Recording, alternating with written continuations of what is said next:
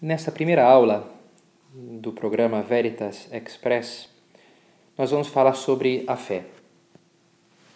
E vão nos acompanhar ao longo dessas aulas esses dois nossos amigos, o Chico, que vocês podem ver que é um rato, e o Tito, que é um flamingo. Bem, para começar já, o Papa, ao falar desse tema, ele cita uma vez uma parábola budista, a parábola que é conhecida como a parábola dos elefantes e dos cegos, parábola do norte da Índia. Segundo essa parábola, um dia um rei, ele convocou todos os cegos do seu reino para que observassem um elefante. Colocou diante deles um elefante e pediu a eles que apalpassem o elefante e lhe dissessem como era.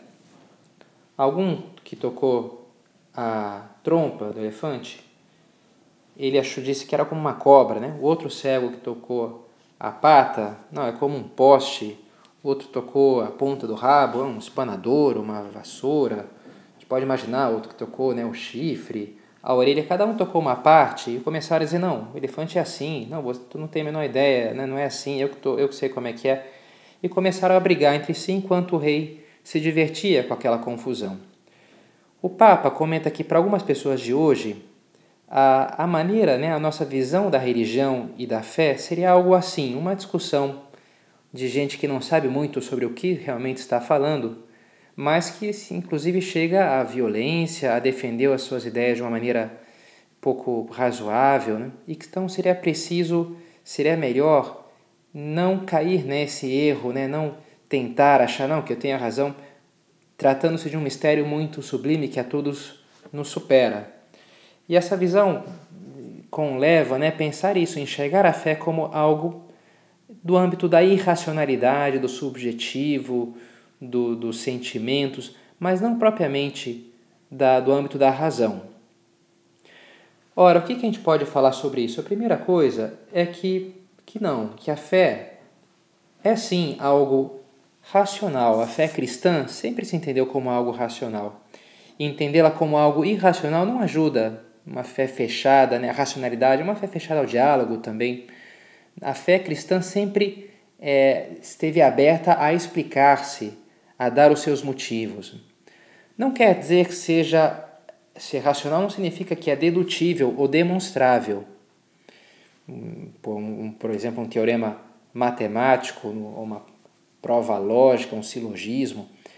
Muito poucas coisas na realidade são assim dedutíveis e demonstráveis, né? Nem mesmo as ciências empíricas são propriamente, né, dedutíveis.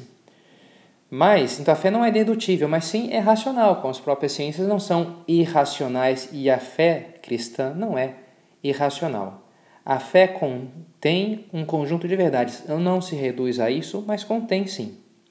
E a gente vê isso desde os seus começos. Por exemplo, Jesus, ele era um rabi, ele era um professor, explicava as coisas, usava imagens, tratava de ser didático, fazia raciocínios lógicos também, falava às inteligências dos seus interlocutores. Não era uma mensagem do tipo, olha, acredita e salta no vazio, né, e fecha os olhos. Não, ele explica.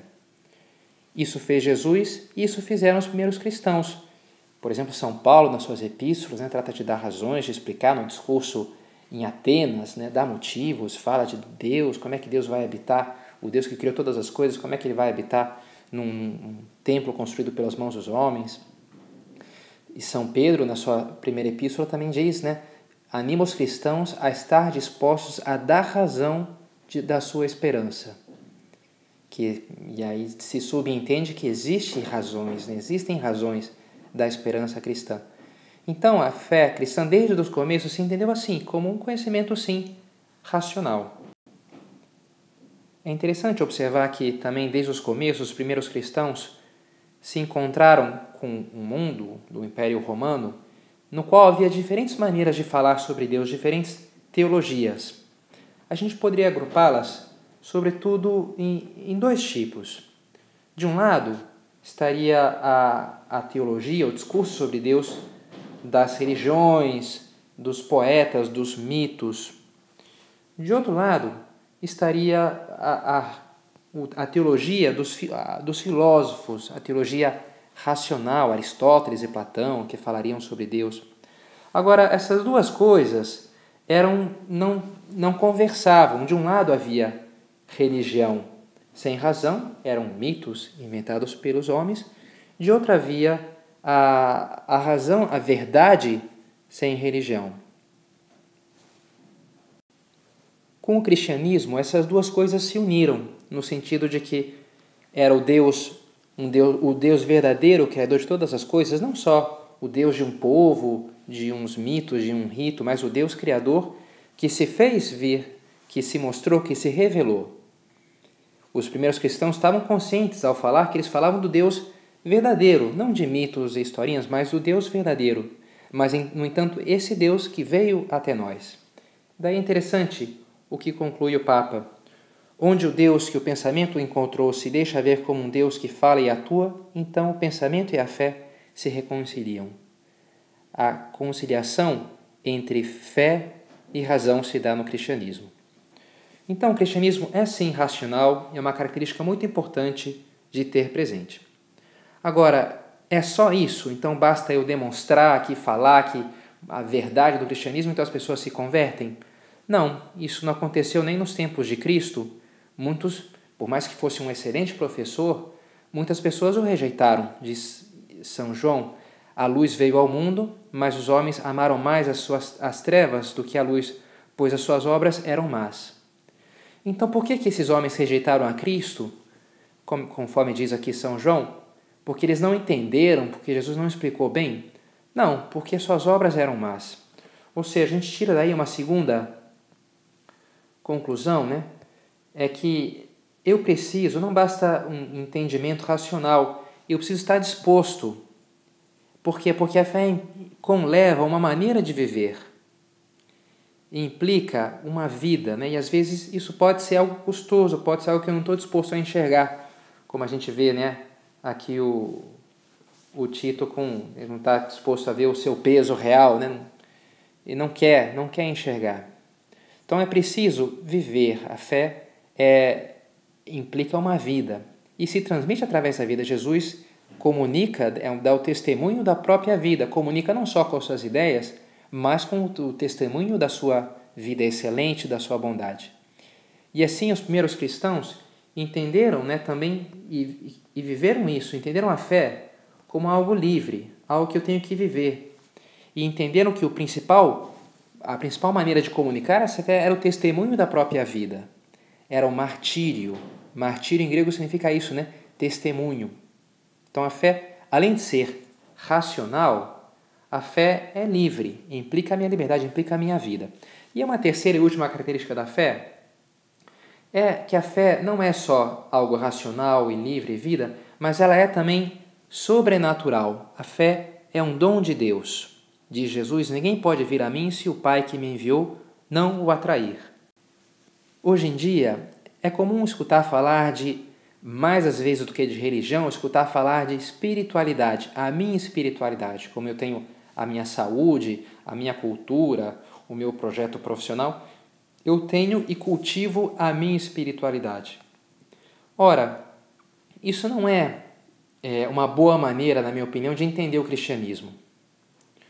Por quê? Porque dessa maneira eu entender como algo que eu desenvolvo, é lógico que eu preciso desenvolver, eu preciso crescer espiritualmente, mas a religião sempre é isso, religare, né? Sempre encontrar com alguém, é um encontro com Deus.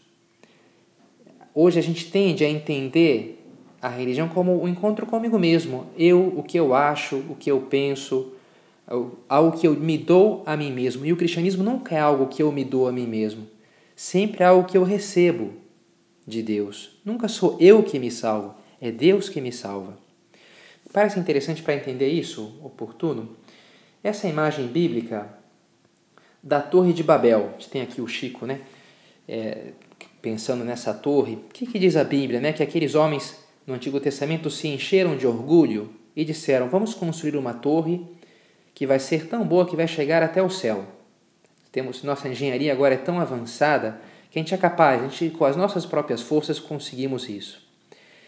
E Deus se reprovou, né, aquele orgulho e os confundiu, enviando aquelas várias idiomas, não se entenderam mais, né? Aquela confusão de Babel.